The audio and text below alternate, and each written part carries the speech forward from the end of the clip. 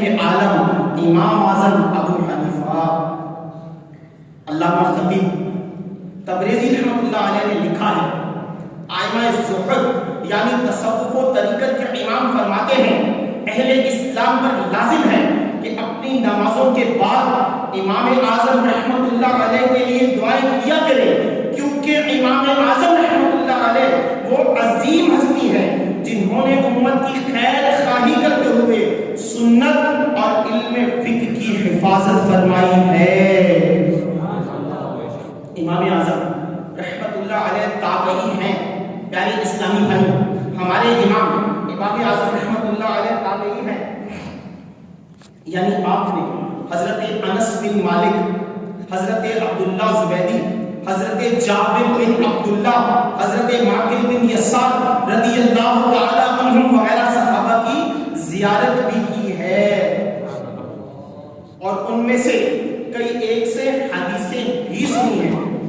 اور تابعی کی کیا شان ہے، اللہ پاک ارشاد فرماتا ہے ترجمہ کنز العرفان، اور دوسرے وہ جو بھلائی کے ساتھ ان کی پیروی کرنے والے ہیں، ان سب سے اللہ راضی ہو، اور یہ اللہ سے راضی ہے، اور اس نے ان کے لیے باغات تیار کر رکھے ہیں جن کے نیچے نہریں بہتی ہیں، ہمیشہ ہمیشہ ان میں رہیں گے، یہی بڑی کامیابی ہے۔ مشہور مفسر مفتی احمد یار خان نعیمی رحمۃ اللہ علیہ اس آیت کریمہ کا خلاصہ بیان کرتے ہوئے لکھتے ہیں، اے محبوب صلی اللہ علیہ وآلہ وسلم، آپ کے صحابہ کرام رضی اللہ تعالیٰ عنہم میں اگلے مہاجرین اور انصار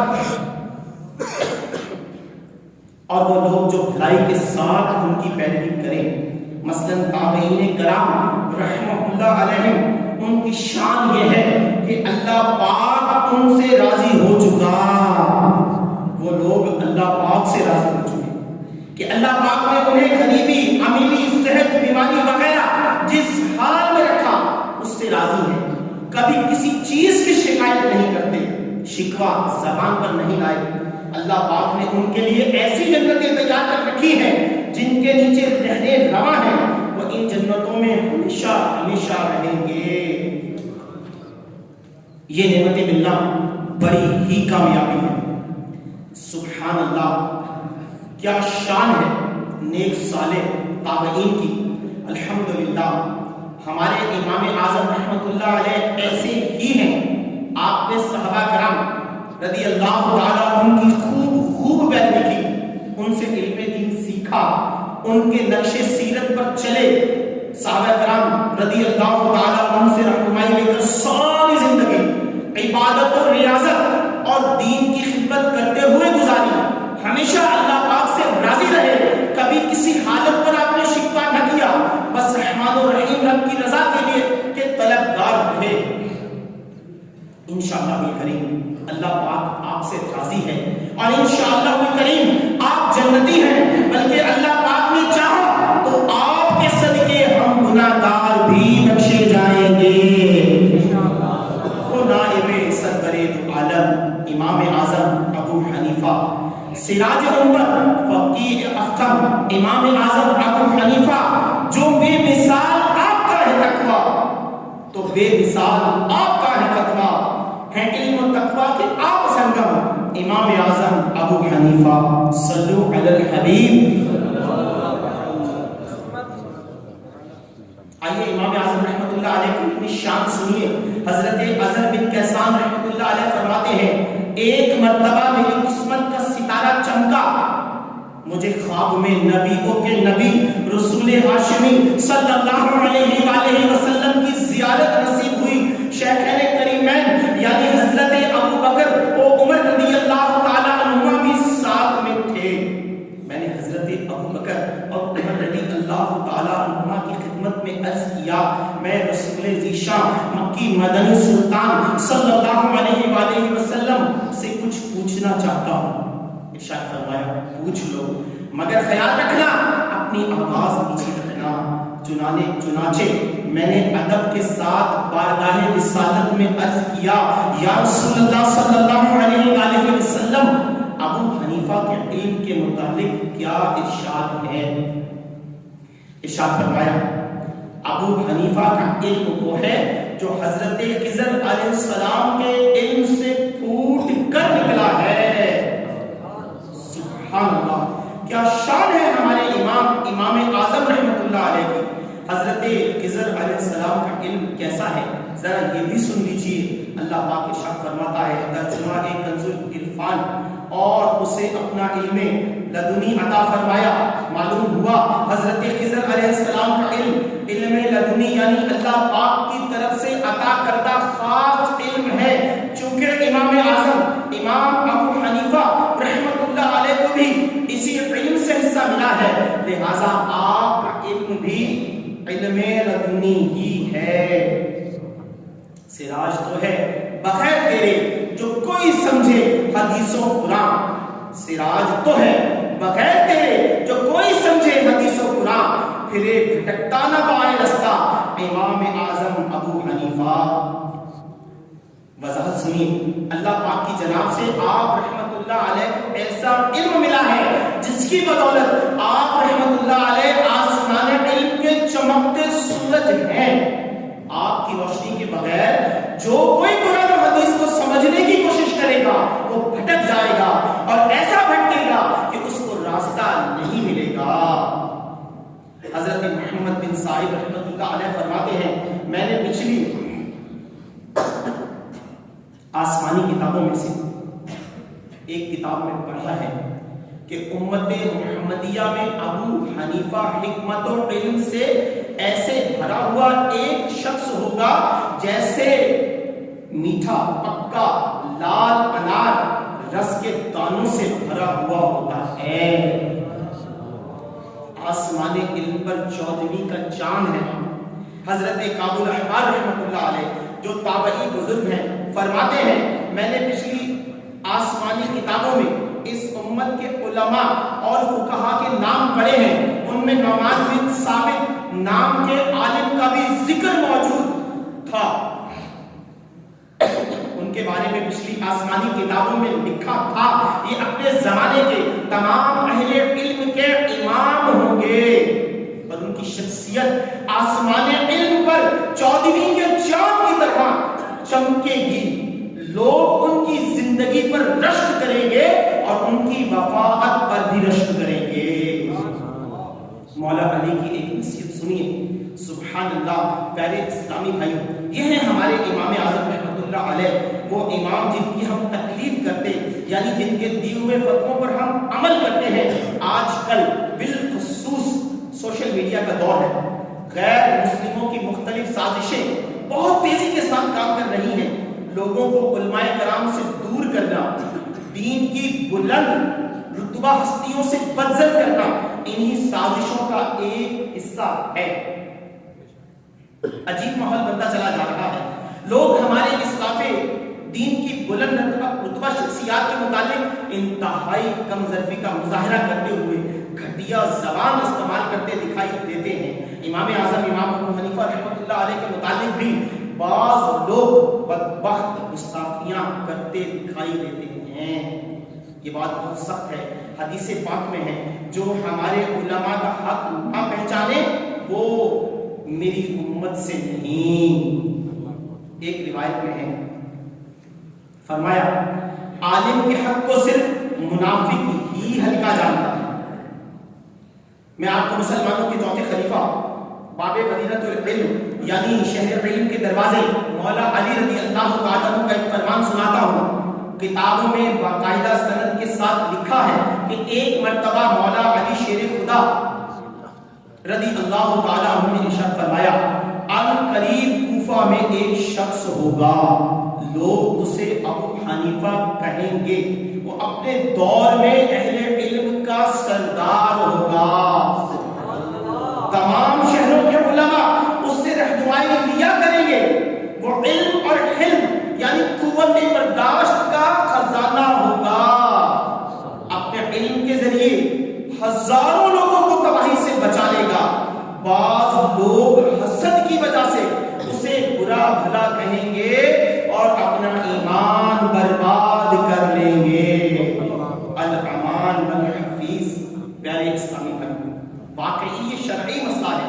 جو عالم سے اس کے علم میں دین کے سبب غرض رکھتا ہے وہ دائرہ اسلام سے خارج نکل جاتا ہے. اس لیے ہمیں چاہیے کہ ہمیشہ تمام عاشقان رسول علماء کرام سارے کے سارے اولیاء کرام کے باادب رہیں، ان سے محبت بھی کریں، ان کا ادب بھی کریں. کسی کے بھی متعلق یہ لفظ زبان پر ہرگز ہرگز ہرگز نہ لایا کریں. پیارے اسلامی بھائیوں، یہاں ایک شرعی مسئلہ بھی ذہن میں رکھ لیجیے. تقلید یعنی ائمہ مجتہدین میں سے کسی ایک کی پیروی کرنا واجب ہے. اللہ پاک قرآن کریم میں فرماتا ہے، ترجمہ کنز العرفان، اے ایمان والوں اللہ کی اطاعت کرو اور رسول کی اطاعت کرو اور ان کی جو تم میں سے حکومت والے ہیں. اس آیت کی ایک تفسیر میں یہاں اولی الامر یعنی حکومت والوں سے مراد علماء اور فقہا ہیں. تفسیر نعیمی میں ہے یعنی کہ ایمان والوں اگر تمہارا کسی مسئلے میں اختلاف ہو جائے اور وہ مسئلہ کتاب و سنت میں نہ ملے تو تم اولی الامر یعنی علماء امت کی پیروی کرنا. مشہور مفسر مفتی احمد یار خان نعیمی رحمۃ اللہ علیہ یہ بات ایک مثال سے سمجھاتے ہوئے لکھتے ہیں، اگر تمہیں غوطہ خوری کا فن نہیں آتا تو سمندر میں چھلانگ کبھی مت لگانا. کسی غوطہ خور کے نکالے ہوئے موتی دکان سے حاصل کرو. الحمدللہ قرآن و حدیث علم کا سمندر ہے اور امام ابو حنیفہ رحمۃ اللہ علیہ اس کے غوطہ خور ہیں، لہذا انہوں نے اپنے وسیع علم کے ذریعے قرآن و حدیث سے جو موتی نکالے ہیں ان موتیوں کو اپنانا. بس پھر کسی چیز کی حاجت نہیں. عموماً ہمارے ہاں بر صغیر کے لوگ امام اعظم رحمۃ اللہ علیہ کی تقلید کرتے ہیں. اللہ پاک ہمیں اس پر استقامت عطا فرمائے، آمین. بجائے خاتم النبیین صلی اللہ علیہ وسلم. نشان قدرت، ضیاء وحدت، امام اعظم ابو حنیفہ، فقیہ ملت، سراج امت امام اعظم ابو حنیفہ آئمہ حق ہیں. 10 بستہ فقیہ اعظم کے در پہ حاضر ہیں سارے حضرت کے اعلیٰ حضرت امام اعظم ابو حنیفہ. صلو علی الحبیب. پیارے اسلامی بھائیو، امام جعفر صادق رحمۃ اللہ علیہ جو اہل بیت اطہار رضی اللہ تعالیٰ عنہ سے بہت بڑے امام ہیں، امام اعظم رحمۃ اللہ علیہ کو ان کی صحبت کا فیضان بھی حاصل ہے. ایک مرتبہ امام اعظم رحمۃ اللہ علیہ امام جعفر صادق رحمۃ اللہ علیہ کی خدمت میں حاضر ہوئے تو امام جعفر رحمۃ اللہ علیہ نے دیکھتے ہی فرمایا، میں دیکھ رہا ہوں کہ میرے نانا جان کی سنت کو تم زندہ کرو.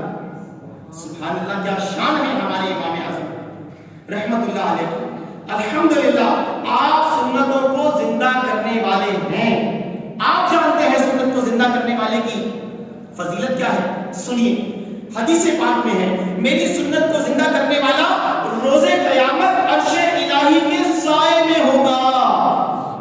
ایک حدیث شریف میں فرمایا، جس نے میری سنت کو زندہ کیا اس نے مجھ سے محبت کی اور جس نے مجھ سے محبت کی وہ جنت میں میرے ساتھ ہوگا.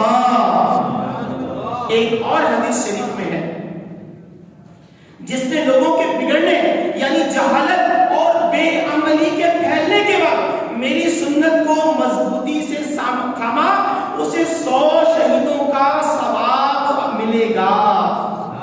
الحمدللہ ہمارے امام اعظم رحمۃ اللہ علیہ کے متعلق امام جعفر صادق رحمۃ اللہ علیہ کی گواہی موجود ہے کہ آپ سنتوں کو زندہ کرنے والے ہیں. ہمارا اس میں ظن ہے انشاءاللہ کریم آپ روز قیامت عرش الہی کے سائے میں ہوں گے. جنت میں آقا صلی اللہ علیہ وآلہ وسلم کے پڑوس کا شرف پائیں گے اور انشاءاللہ کریم آپ کو کئی 100 شہیدوں کا ثواب بھی نصیب ہوگا. کاش ہمیں بھی توفیق مل جائے، ہم بھی سنتیں اپنانے والے بن جائیں. امامہ پہننا سنت ہے، پہنا کیجیے. داڑھی رکھنا سنت ہے، رکھ لیجیے. آج ہی نیت کر لیجیے اور رکھ لیجیے. سنت کے مطابق لباس پہنا کیجیے، زلفیں سجائیے. گھر میں آنا جانا، اٹھنا بیٹھنا، چلنا، سلام کرنا، کھانا پینا سب کچھ سنت کے مطابق کر لیجیے. انشاءاللہ کریم سنتوں پر عمل کی سعادت ملے گی. اپنے جاننے والوں، ماننے والوں، عزیزوں، رشتہ داروں وغیرہ کو سنتوں پر عمل کرنے کی ترغیب دلایا کیجیے. انشاءاللہ گھر گھر ہمارے معاشرے میں سنتیں عام ہو جائیں گی اور اللہ پاک نے چاہا تو ڈھیروں ڈھیر ثواب نصیب ہوگا۔ حدیث پاک میں ہے من تمسک بسنتی دخل الجنت، جس نے میری سنت کو مضبوطی سے تھاما وہ جنت میں داخل ہوگا۔ سنتیں ہم کریں، دین کا ہم کام کریں، سنتیں عام کریں، دین کا ہم کام کریں، نیک ہو جائیں مسلمان مدینے والے۔ پیارے اسلامی بھائی، اگر ہم اشکال رسول کے ساتھ مدنی قافلوں میں سفر کو اپنا معمول بنا لیں تو انشاءاللہ الکریم بہت ساری سنتیں سیکھنے کی بھی سعادت ملے گی، ان پر عمل کا جذبہ بھی نصیب ہوگا، اور ساتھ ساتھ سنتوں کا پیغام دوسروں تک پہنچانے کی سعادت بھی نصیب ہو جائے گی۔ الحمدللہ دعوت اسلامی کے دینی ماحول میں 3 دن 12 دن 1 ماہ اور 12 ماہ کے قافلے سفر کرتے رہتے ہیں۔ ہم بھی اپنا ذہن بنا لیں، کم از کم ہر مہینے 3 دن کے قافلے میں تو لازمی سفر کر ہی لیا کریں، انشاءاللہ الکریم ڈھیروں ڈھیر ثواب نصیب ہوگا۔ کردار امام اعظم اور فیضان صدیق اکبر سنی۔ پیارے اسلامی بھائیوں، ہمارے آقا و مولا مکی مدنی مصطفیٰ صلی اللہ علیہ وآلہ وسلم کی بہت پیاری حدیث پاک ہے۔ فرمایا میرے صحابہ ستاروں کی طرح ہیں، تم ان میں سے جس کی بھی پیروی کر لو گے ہدایت پا جاؤ گے۔ چونکہ مسلمانوں کے پہلے خلیفہ حضرت ابو بکر صدیق رضی اللہ تعالیٰ عنہ سب صحابہ کرام رضی اللہ تعالیٰ عنہ سے افضل ہیں، یہ ہمارا عقیدہ ہے، ہمارا ایمان ہے۔ آپ آقا دو جہاں مکی مدنی سلطان صلی اللہ علیہ وآلہ وسلم کے مزاج پاک سے زیادہ واقفیت رکھتے تھے، چنانچہ امام اعظم رحمۃ اللہ علیہ نے حدیث رسول پر عمل یوں کیا کہ حضرت صدیق اکبر رضی اللہ تعالیٰ عنہ کو اپنا آئیڈیل بنا دیا۔ ہمیں بھی اپنا ایک آئیڈیل بنانا چاہتے ہیں۔ آپ کا یہ معمول مبارک تھا کہ اپنی زندگی کے ہر معاملے میں سیرت صدیق اکبر سے رہنمائی لیا کرتے تھے۔ ہر صحابی نبی، ہر صحابی نبی، سب صحابیات بھی، چار یاران نبی، حضرت صدیق بھی، اور عمر فاروق بھی، عثمان غنی، فاطمہ اور علی، ہے حسن و حسین بھی، والدین نبی، والدین نبی، والدین نبی، ہر زوجین نبی، اور ابو سفیان بھی، ہے معاویہ بھی، جنتی جنتی، صلو علی الحبیب،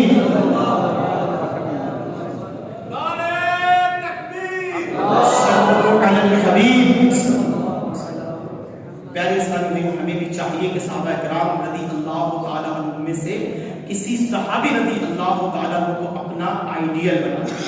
انشاءاللہ الکریم جس بھی صحابی کا دامن پکڑیں گے سیدھا جنت میں پہنچ جائیں گے۔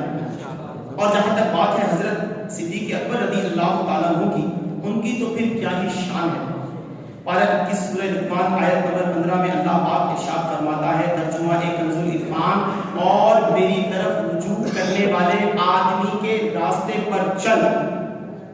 سلطان المفسرین حضرت عبداللہ بن عباس رضی اللہ تعالیٰ عنہ فرماتے ہیں، اس آیت کریمہ میں من اناب علیہ یعنی اللہ پاک کی طرف رجوع لانے والے سے مراد حضرت ابو بکر صدیق رضی اللہ تعالیٰ عنہ ہیں۔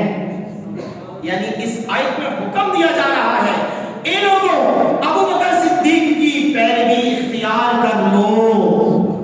قرآن میں اللہ تبارک و تعالیٰ یہ حکم دے رہا ہے کہ میرے پیارے نبی صاحب اللہ صلی اللہ علیہ وآلہ وسلم کے پیارے صحابی ابو بکر صدیق کی پیروی اختیار کر لو۔ سبحان اللہ، مسلمانوں کے پہلے خلیفہ حضرت ابو بکر صدیق رضی اللہ تعالیٰ عنہ کی کیسی اونچی شان ہے، ذرا تصور تو آئیے، غور کیجیے، ذہنوں میں لائیے۔ اللہ پاک تو تمام جہانوں کا رب ہے، وہ حکم فرماتا ہے ہمارے محبوب صلی اللہ علیہ وآلہ وسلم کے پیارے صحابی حضرت ابو بکر صدیق رضی اللہ تعالیٰ عنہ کے راستے پر چلو۔ معلوم ہوا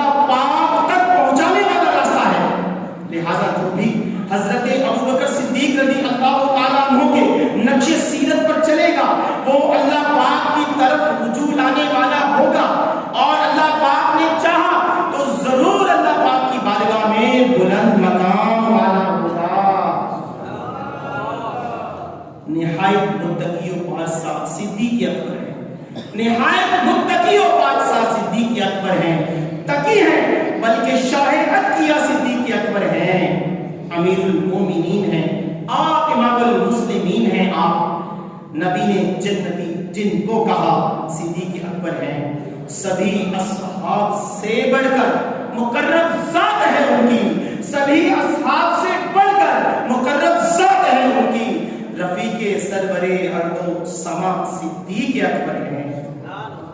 پیارے اسلامی بھائی، بالخصوص جو صحیح پیچھے بیٹھے ہیں، اگر وہ آپس میں باتیں کرتے رہیں گے تو انہیں بیان کی برکتیں، بیان کا فیض کچھ حاصل نہیں ہوگا۔ دیکھیں اتنا قیمتی وقت لے کر ہم اجتماع پاک میں آئے ہیں، اور پھر اگر یہاں آ کر بھی ہم کچھ حاصل نہ کریں، خالی دامن واپس چلے جائیں تو کوئی فائدہ نہیں ہوگا۔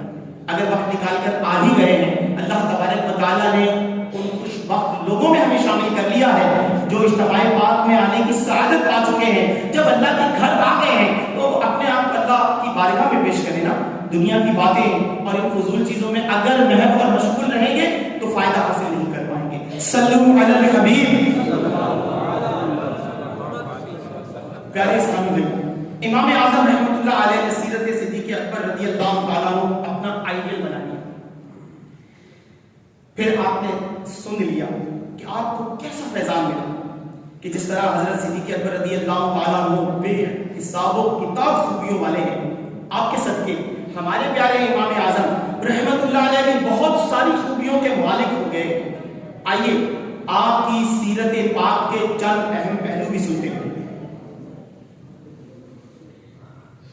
امام اعظم رحمۃ اللہ علیہ کی پیاری سیرت، امام اعظم رحمۃ اللہ علیہ کے خاص شاگرد امام ابو یوسف رحمۃ اللہ علیہ فرماتے ہیں، امام اعظم رحمۃ اللہ علیہ حرام کاموں سے ہمیشہ ہمیشہ ہمیشہ بچتے، علم دین کے علاوہ بات کرنے سے ڈرا کرتے، بہت زیادہ مجاہدہ یعنی نیک کاموں میں بہت کوشش فرماتے، دنیا داروں کی ان کے منہ پر کبھی تعریف نہ کرتے، اکثر خاموش رہتے، دینی مسائل میں غور و فکر کرتے رہتے، بہت سادہ اور نرم مزاج تھے۔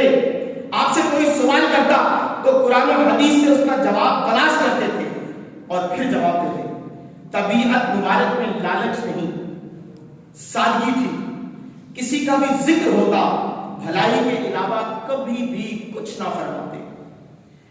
امام اعظم امام ابو حنیفہ رحمۃ اللہ علیہ بہت زیادہ سخی تھے، آپ کی عادت مبارک تھی جتنا مال اپنے اہل و عیال پر خرچ کرتے اتنا ہی صدقہ کرتے، جب کوئی نیا کپڑا پہنتے اسی قیمت کا کپڑا علماء کرام کو خرید کر پہلے دیتے، پھر آپ استعمال کرتے۔ جب آپ کے سامنے کھانا رکھا جاتا، جتنا کھانا خود کھاتے اتنا ہی کھانا پہلے کسی غریب کو کھلایا کرتے اور اس کے بعد خود تناول فرمایا کرتے۔ کیا شان ہے ہمارے امام اعظم کی۔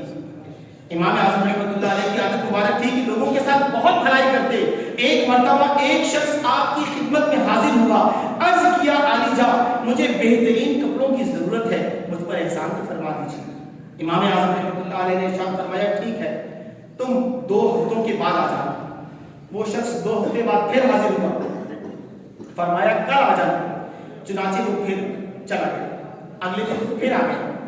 آپ نے اس شخص کو انتہائی بہترین اور قیمتی کپڑے عطا کیے اور ساتھ کچھ نقدی بھی تحفتاً پیش کی۔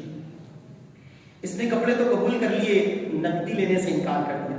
آپ نے ارشاد فرمایا میں نے اپنے تجارت کے مال میں تمہارے نام کا کچھ حصہ شامل کیا تھا، اس سے جو نفع ملا اس سے تمہارے کپڑے خرید لیے اور یہ رقم اب بچ گئی ہے، اب یہ بھی تمہاری ہی ہے۔ یہ سن کر اس نے رقم اور کپڑے لیے اور خوشی خوشی دعائیں دیتا ہوا چلا گیا۔ امام اعظم رحمۃ اللہ علیہ چاہتے اسے کپڑے بھی دے سکتے تھے، اسے مال بھی عطا فرما سکتے تھے، مگر آپ شخص نے اس کے نام کا حصہ الگ کر کے اس کی تجارت کی۔ اس میں کیا حکمت تھی؟ جب اس بارے میں آپ سے سوال کیا گیا تو ارشاد فرمایا اس نے کہا تھا مجھ پر احسان فرمائیے، چنانچہ احسان بھلائی کی یہی صورت ہے۔ سبحان اللہ۔ پیارے اسلامی بھائیوں، کیسی پیاری بات ہے، وہ شخص آیا تو مدد لینے کو تھا مگر آپ نے کمال بھلائی فرمائی، اس کے تجارت میں اپنی تجارت میں اس کا مال شامل کر لیا، سارا نفع اسے عطا فرما دیا۔ اسے کہتے ہیں بھلائی کرنا۔ ایک کاش ہم بھی دوسروں کے ساتھ بھلائی کرنے والے بن جائیں، جہاں تک ہو سکے دوسروں کو فائدہ پہنچایا کریں، وہ کام اختیار کریں جس سے دوسروں کا زیادہ فائدہ ہو۔ مثلا غریب کو کچھ پیسے دے دیے، یہ یقیناً اس کی بہت اچھی مدد ہے، یہ بھی ثواب کا کام ہے، مگر اگر اللہ پاک نے ہمت دی ہو اسے چھوٹا موٹا کاروبار شروع کروا دے، تھوڑا سا کریانے کا سامان ڈلوا دے تاکہ اس کے بچوں کا خرچ چلتا رہے، یقیناً اس میں غریب کا زیادہ فائدہ ہے، وہ محتاجی سے، کسی کے آگے ہاتھ پھیلانے سے بچ جائے۔ لہذا جہاں تک ممکن ہو دوسروں کو فائدہ پہنچانے کی عادت بنائیے اور مجبوری سے فائدہ مت اٹھائیے۔ ہمارے ہاں لوگ دوسروں کی مجبوریوں کا خوب فائدہ اٹھاتے ہیں، اپنے رشتہ داروں میں کوئی بیچارہ غریب ہونا، لوگ اس کی غربت کا فائدہ اٹھاتے ہیں، کم تنخواہ پر اس کو اپنے ہاں ملازم رکھ لیتے ہیں۔ کسی غریب کی نوکری لگوا دی نا تو اس کی ماہانہ سیلری میں سے یہ کہہ کر اس سے حصہ وصول کرتے ہیں کہ میں نے تمہاری نوکری لگوائی تھی۔ کوئی بیچارہ کم پڑھا لکھا، لوگ اس کی لا علمی کا فائدہ اٹھا کر اکثر اسے دھوکہ دیتے ہیں۔ سود جو حرام ہے یہ مکمل طور پر مجبوریوں کی فائدہ اٹھانے کا ایک دوسرا نام ہے۔ کسی بیچارے کو قرض کی حالت ہوتی ہے نا تو لوگ اسے قرض دے کر اس پر نفع لیتے ہیں اور اسی کو سود کہتے ہیں۔ کوئی کسی مسئلے میں پھنس گیا، کسی پریشانی میں پھنس چکا ہوتا ہے اور مجبوراً اپنا سامان بیچنا پڑتا ہے، لوگ اب اس کی مجبوری کا بالخصوص اس کے اپنے، اس کے رشتہ دار، اس کے جاننے والے، اس کے عزیز و اقارب، اس کے ارد گرد رہنے والے اس کی مجبوری کا فائدہ اٹھاتے ہوئے اس کا اچھا مال کم داموں میں خریدتے ہیں۔ یوں ہمارے معاشرے میں بہت ساری صورتیں ایسی موجود ہیں کہ لوگ دوسروں کی مجبوریوں کا فائدہ اٹھاتے، ان کو بلیک میل کرتے ہیں، ان کو نقصان پہنچاتے ہیں۔ یہ انتہائی غلط بات ہے کہ جو اپنے لیے پسند ہو وہی دوسروں کے لیے پسند کرے۔ ایک حدیث پاک میں ہے، اگر ہم نے اپنے ذہن میں یہ بٹھا لیا اور اسے اپنی زندگی میں نافذ کر لیا تو یقین مانیے ہمارا یہ پورا معاشرہ پرسکون اور پرامن بن سکتا ہے۔ ہمارے پیارے آقا مکی مدنی مصطفیٰ صلی اللہ علیہ وآلہ وسلم نے ارشاد فرمایا، تم میں سے کوئی اس وقت تک کامل ایمان والا نہیں ہو سکتا جب تک اپنے مسلمان بھائی کے لیے بھی وہی چیز پسند نہ کرے جو اپنے لیے پسند کرتا ہے۔ سنا، کوئی اس وقت تک کامل ایمان والا نہیں ہو سکتا جب تک اپنے مسلمان بھائی کے لیے وہی چیز پسند نہ کرے جو اپنے لیے پسند کرتا ہو۔ کتنا پیارا قاعدہ ہے، کتنا پیارا کلیہ ہے۔ اس لیے ہمیں بہت زیادہ معلومات کی ضرورت نہیں ہے، بس اپنے آپ ہی پر غور کرتے جائیے، جو میں اپنے لیے پسند کرتا ہوں کیا میں وہی دوسروں کے لیے بھی پسند کرتا ہوں؟ مثلا کوئی ہمیں دھوکہ دے، کیا ہمیں یہ اچھا لگے گا؟ کیا ہمارا اس سے دل خوش ہوگا؟ کیا ہم یہ اپنے لیے پسند کرتے ہیں؟ نہیں، ایسا نہیں ہے۔ تو دوسروں کو بھی کبھی دھوکہ مت دیجیے۔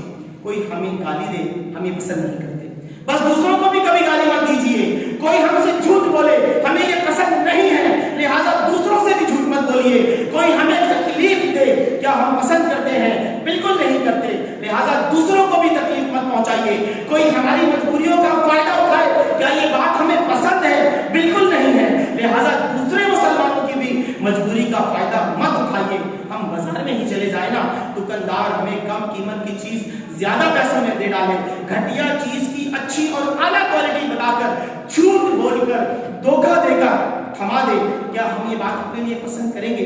ہرگز نہیں کریں گے۔ لہٰذا دوسروں کے ساتھ بھی ایسا مت کیجیے، یوں بس سوچتے چلے جائیں جو کچھ اپنے لیے پسند ہونا وہی دوسروں کے لیے پسند کیجیے۔ جو آپ اپنے لیے پسند نہیں کرتے، جو میں اپنے لیے پسند نہیں کرتا، وہ دوسروں کے لیے پسند نہیں کرنا چاہیے۔ انشاءاللہ الکریم ہمارا ایمان کامل ہو جائے گا، کامل مومن ہو جائے گا۔ اس تعلق سے امام اعظم رحمۃ اللہ علیہ کا ایک خوبصورت واقعہ سنیے۔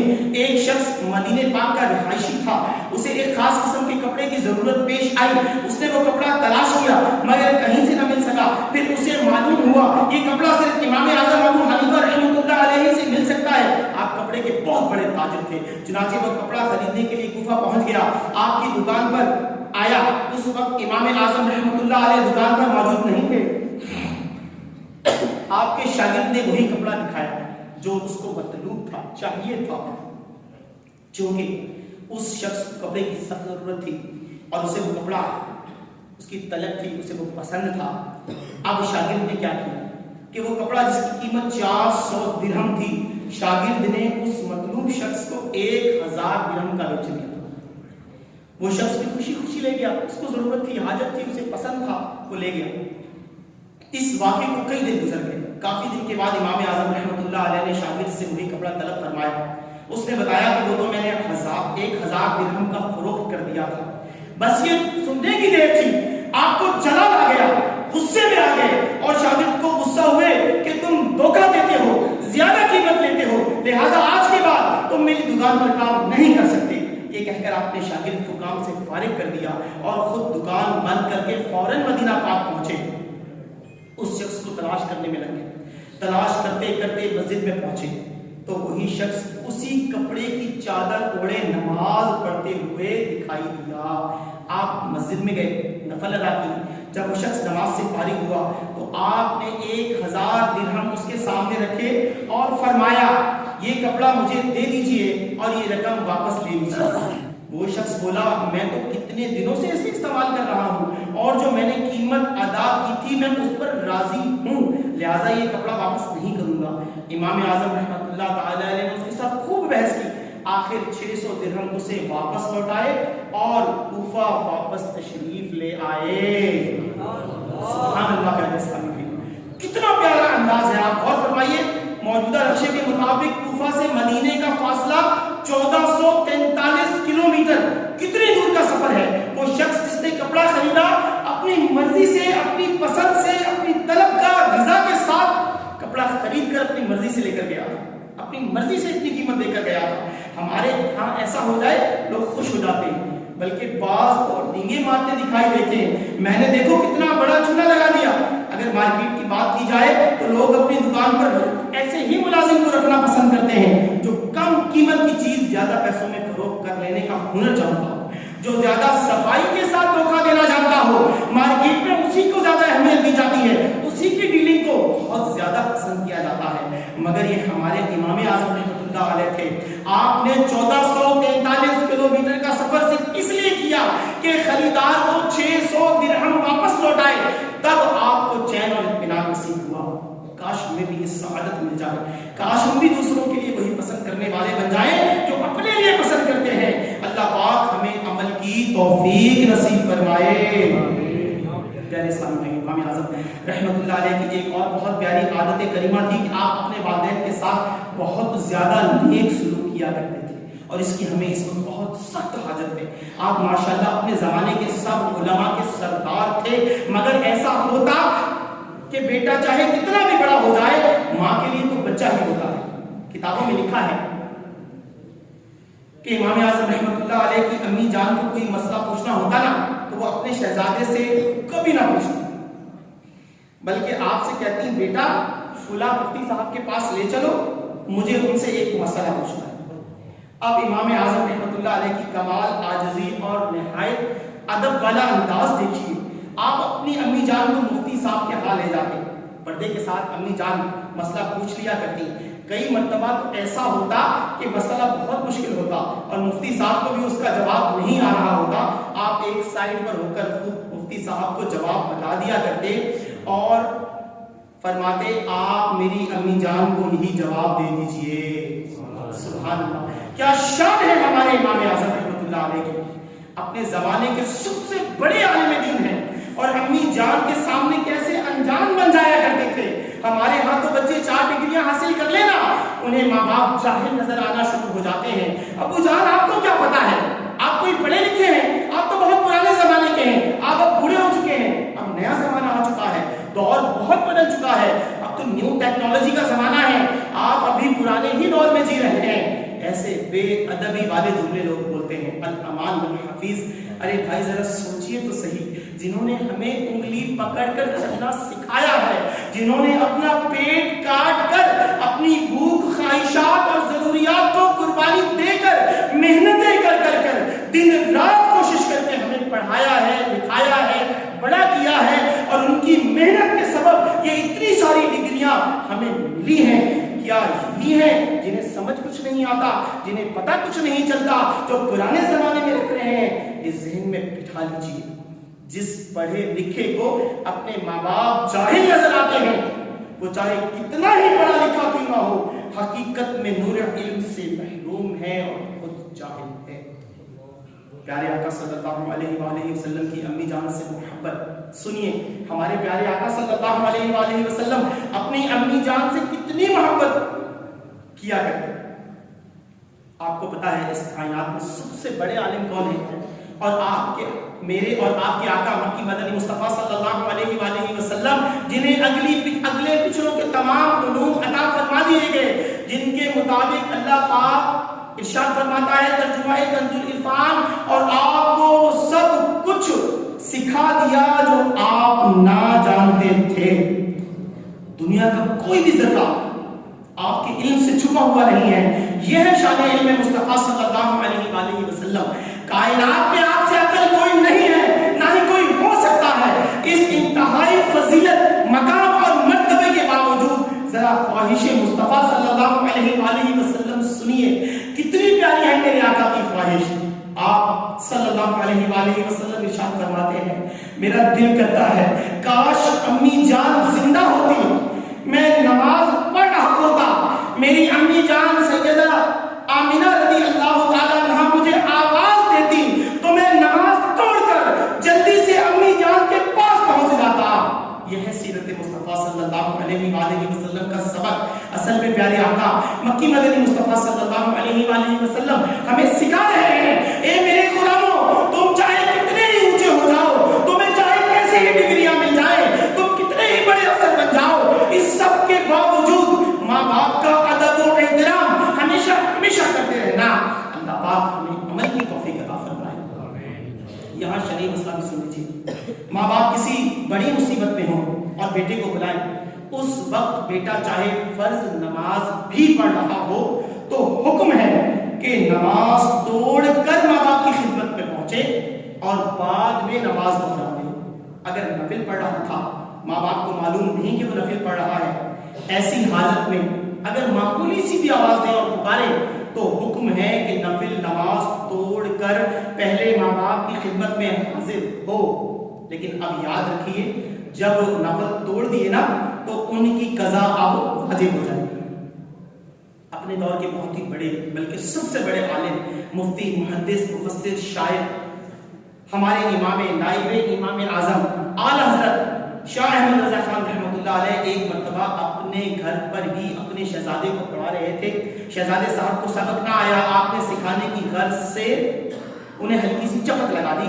عموماً دادیوں کو اپنے پوتوں سے بڑا پیار ہوتا ہے، چنانچہ جب اعلیٰ حضرت رحمۃ اللہ علیہ نے اپنے شہزادے کو چپت لگائی نا تو امی جان یعنی شہزادے کی دادی صاحبہ رحمۃ اللہ علیہ پاس ہی تھی، انہوں نے اعلیٰ حضرت رحمۃ اللہ علیہ کی کمر پر ایک تھپڑ لگا دیا اور فرمایا میرے پوتے کو کیوں مارتے ہو؟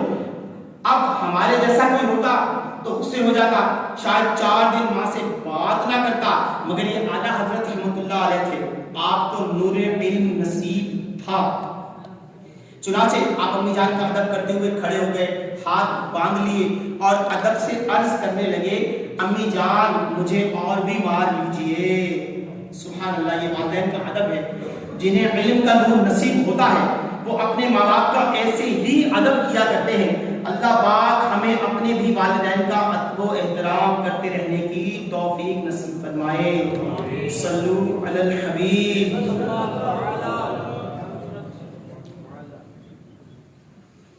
میٹھے میٹھے اور محترم اسلامی بھائیوں، الحمدللہ آج یا کل شعبان معظم کی شعبان شریف کی مبارک گھڑیاں ساعتیں آنے والی ہیں۔ اللہ پاک ہمیں کثرت سے اس ماہ مبارک میں عبادت کرنے کی توفیق عطا فرمائے۔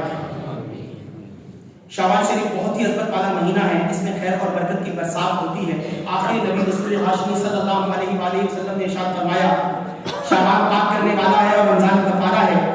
اس مبارک مہینے میں بھرپور عبادت کی کوشش فرمائیے۔ شعبان شریف کی 4 بہت اہم عبادات ہیں، زیادہ نہیں تو کم از کم ان 4 عبادات کا ہی معمول بنا لیجئے، انشاءاللہ کریم بہت برکتیں نصیب ہوں گی۔ سرکار غوث اعظم شیخ عبدالقادر جیلانی رحمۃ اللہ علیہ فرماتے ہیں شعبان جانے امام صلی اللہ علیہ وآلہ وسلم پر درود پڑھنے کا مہینہ ہے، لہٰذا اس مبارک مہینے میں درود پاک کی کثرت کیجئے۔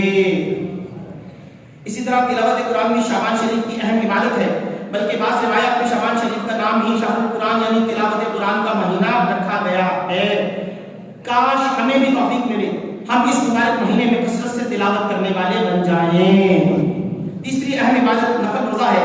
پیارے آقا صلی اللہ علیہ وآلہ وسلم رمضان المبارک کے بعد سب سے زیادہ شعبان شریف کے روزے رکھنا پسند فرماتے تھے۔ چوتھی اہم عبادت جو شعبان شریف میں کرنی چاہیے وہ توبہ و استغفار ہے۔ اس کی حکمت ہے کہ ماہ شعبان جتنا باعظمت ہے بہت زیادہ نازک بھی ہے۔ حدیث پاک میں ہے وہ مہینہ ہے جس سے لوگ غافل ہیں، حالانکہ اس مہینے میں لوگوں کے اعمال رب العالمین کی بارگاہ میں پیش کیے جاتے ہیں۔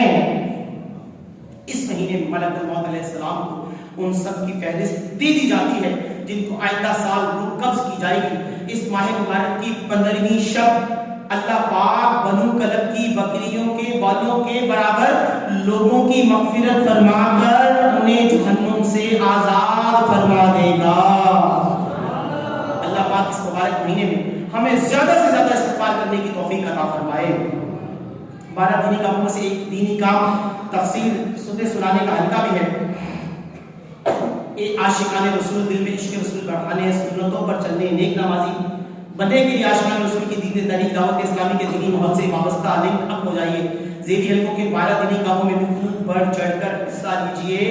انشاءاللہ الکریم دین و دنیا کی بے شمار برکتیں اور بھلائیاں نصیب ہوں گی۔ ذیلی حلقے کے 12 دینی کاموں میں سے ایک دینی کام تفسیر سنانے کا حلقہ بھی ہے۔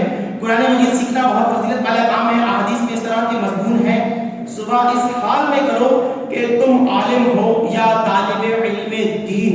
ایک روایت کے مطابق صبح کے وقت قرآن مجید کی ایک آیت سیکھنا 100 رکعت نفل پڑھنے سے بہتر ہے۔ الحمدللہ دعوت اسلامی والے عاشقان رسول بعد فجر تفسیر سنانے کا حلقہ لگاتے ہیں۔ اس میں 3 قرآن آیات ان کا ترجمہ اور تفسیر سنائی جاتی ہے۔ فیضان سنت سے درس ہوتا ہے، شجرہ شریف پڑھا جاتا ہے، دعا ہوتی ہے، آخر میں اشراق و چاش کے نوافل بھی ادا کیے جاتے ہیں۔ آپ بھی تفسیر سنانے کے حلقے میں شرکت کی عادت بنائیے، انشاءاللہ الکریم بہت برکتیں ملیں گی۔ پیارے اسلامی بھائیو، آپ کی دینی تحریک دعوت اسلامی اس وقت 80 سے زائد شعبہ جات میں دین کی خدمت کرنے میں مصروف ہے۔ الحمدللہ کنز المدارس بورڈ کے نام سے دعوت اسلامی کا اپنا تعلیمی بورڈ ہے۔ تقریباً 16,500 سے زائد جامعات اور مدارس المدینہ بوائز اینڈ گرلز قائم ہے، جس میں حفظ ناظرہ، عالم کورس، درس انتظامی، مختلف تخصصات، فرائض علوم کورسز کروائے جاتے ہیں۔ جامعات اور مدارس المدینہ بوائز اینڈ گرلز طلبہ کی تعداد 5,30,000 سے زائد ہے۔ بڑی عمر کے اسلامی بھائی اور بہنوں کو قرآن کریم کی تعلیم دینے کے لیے اب تک تقریباً 74,887 مدارس المدینہ بالغان و بالغات قائم کیے جا چکے ہیں، جن میں پڑھنے والوں کی تعداد تقریباً 4,26,000 سے زائد ہے۔ فیضان آن لائن اکیڈمی کے ذریعے تقریباً 24,000 طلبہ و طالبات دین تعلیم حاصل کر رہے ہیں۔ اب تک تقریباً 21 دارالفتہ اہل سنت قائم کیے جا چکے ہیں اور دینی تعلیم جن میں شرعی رہنمائیوں کی تعداد ماہانہ اوسطاً 20,000 ہے۔ المدینہ العلمیہ اسلامک ریسرچ سینٹر کے ذریعے دینی لٹریچر پر تحقیقی کام انجام دیا جا رہا ہے۔ الحمدللہ اس شعبے کے تحت اب تک 1784 خطب و رسائل پر کام مکمل ہو چکا ہے۔ نیچے محترم اسلامی بھائیوں، آپ بھی خدمت دین کے اس کام میں اپنا حصہ شامل کیجیے، اپنے عطیات دعوت اسلامی کو دیجیے۔ آپ کے چندے یعنی ڈونیشن کو کسی بھی جائز دینی، اصلاحی، فلاحی، روحانی، خیر خواہی، بھلائی اور آمدنی بڑھانے کے جائز اور محفوظ کاموں میں لگایا جا سکتا ہے تاکہ بڑھتے ہوئے اخراجات کو پورا کیا جا سکے۔ صلو علی الحبیب۔ حضرت امیر اہل سنت دعوت برکات عالیہ مدنی چینل پر لائیو خطابات مدنی مذاکرات فرماتے ہیں۔ آنے والے ہفتے بھی انشاءاللہ مدنی چینل پر عشاء کے بعد تقریباً 8:30 پر انشاءاللہ الکریم خطابات مدنی مذاکرہ ہوگا، جس میں امیر اہل سنت مولانا الیاس سرکار قادری دعوت برکات عالیہ سوالات کے جوابات بھی عنایت فرمائیں گے۔ تمام ذمہ داران و عاشقان رسول اس مدنی مذاکرے میں خود بھی شرکت فرمائیں اور دوسروں کو بھی اس کی دعوت دیں۔ شیخ امیر اہل سنت ہر ہفتے ایک دینی رسالہ پڑھنے کی ترغیب ارشاد فرماتے ہیں آنے والے ہفتے کے مدنی مذاکرے میں، جیسا کہ ہم نے سنا ہے شعبان المعظم میں درود پاک کثرت سے پڑھنا ہے انشاءاللہ، عاشقان درود السلام کے واقعات رسالے کا اعلان کیا جائے گا۔ یہ رسالہ خود بھی پڑھیے، دوسروں کو بھی اس کی ترغیب دلائیے، اور جو سوشل میڈیا مثلا واٹس ایپ وغیرہ استعمال کرتے ہیں رضا الہی اور ثواب کے لیے رسالہ دوسروں کو بھی شیئر کیجیے۔ امام اعظم رحمۃ اللہ علیہ نے اپنی حیات مبارکہ میں اپنی اولاد اور شاگردوں کو اچھی زندگی گزارنے کے اصولوں پر مشتمل کئی ایک وصیتیں ارشاد فرمائیں۔ ان وصیتوں میں سے چند ایک کو مکتبۃ المدینہ نے امام اعظم کی وصیتیں نامی رسالے میں شائع کرنے کی سعادت حاصل کی ہے۔ اس کے ساتھ ساتھ حضور محدث اعظم پاکستان مولانا سردار احمد صاحب رحمۃ اللہ علیہ کی مبارک سیرت پر مشتمل رسالہ بنام فیضان محدث اعظم بھی شائع کیا گیا ہے، اور یہ دونوں رسالے میں مکتبۃ المدینہ کی کسی بھی شاخ سے بالترتیب 17 اور 14 روپے میں قیمت حاصل فرمائیں، خود بھی مطالعہ فرمائیں اور دوسروں کو بھی اس کی ترغیب دلائیں۔ اسلامی میں بیان کی اختتام کی طرف آتے ہوئے سنت کی فضیلت اور چند آداب زندگی بیان کرنے کی سعادت حاصل کرتا ہوں۔ تاجدار رسالت شہنشاہ نبوت صلی اللہ علیہ وآلہ وسلم نے ارشاد فرمایا جس نے میری سنت سے محبت کی اس نے مجھ سے محبت کی، اور جس نے مجھ سے محبت کی وہ جنت میں میرے ساتھ ہوگا۔ سینہ تیری سنت کا مدینہ بنے آقا، جنت میں پڑوسی مجھے تم اپنا بنانا۔ اہل خانہ پر خرچ سنت مصطفیٰ ہے، دو فرامین مصطفیٰ صلی اللہ علیہ وآلہ وسلم۔ روز قیامت میزان عمل پر سب سے پہلے بندے کا اپنے گھر والوں پر خرچ کیا ہوا مال رکھا جائے گا۔ جو ثواب کی نیت سے اپنے اہل خانہ پر خرچ کرے تو وہ اس کے لیے صدقہ ہے۔ ایک عاشقان رسول اہل خانہ پر خرچ کرنا سنت مصطفیٰ صلی اللہ علیہ وآلہ وسلم ہے۔ پیارے آقا مکی مدنی مصطفیٰ صلی اللہ علیہ وآلہ وسلم اپنے گھر والوں پر خرچ فرمایا کرتے تھے۔ حدیث پاک میں ہے ہجرت کے بعد ایک وقت وہ آیا کہ رسول اکرم نور مجسم صلی اللہ علیہ وآلہ وسلم اپنے گھر والوں کے لیے سال بھر کا غلہ جمع کر دیا کرتے۔ اس حدیث پاک کے تحت مشہور مفسر قرآن مفتی احمد یار خان نعیمی رحمۃ اللہ علیہ نے جو شرح بیان کی ہے اس کا خلاصہ یہ ہے، یعنی سرکار عالی وقار مکی مدنی تاجدار صلی اللہ علیہ وآلہ وسلم کا سال بھر کے لیے غلہ جمع فرما دینا بنو نصیر کا قلعہ فتح ہونے کی بات ہے۔ اور یہ خیال رہے کہ حضور جانے کائنات صلی اللہ علیہ وآلہ وسلم اگر سال بھر کا غلہ جمع فرما دیتے مگر ازواج پاک کثرت سے صدقہ و خیرات کرتی، سال بھر کا غلہ جلد ختم ہو جاتا اور نوبت فاقوں تک آ جاتی۔ بھوکے رہتے تھے خود اوروں کو کھلا دیتے تھے، بھوکے رہتے تھے خود اوروں کو کھلا دیتے تھے۔ کیسے صابر تھے محمد کے گھرانے والے۔ رسول اکرم نور مجسم صلی اللہ علیہ وآلہ وسلم کا سال بھر غلہ جمع فرمانا اس لیے ہے تاکہ یہ عمل امت کے حق میں سنت بن جائے، ورنہ آپ صلی اللہ علیہ وآلہ وسلم کے اہل خانہ کمزور دل نہ تھے بلکہ وہ حضرات اللہ پاک پر کامل بھروسہ رکھنے والے تھے۔ اللہ پاک ہمیں عمل کی توفیق نصیب فرمائے۔ دعوت اسلامی کے ہفتہ وار اجتماع میں پڑھے جانے والے 6 درود پاک اور دعائیں اور پڑھ لیتے ہیں۔ بزرگوں نے فرمایا جو شخص ہر شب جمعہ اور جمعرات کی درمیانی رات یہ درود پاک پابندی سے کم از کم 1 مرتبہ پڑھے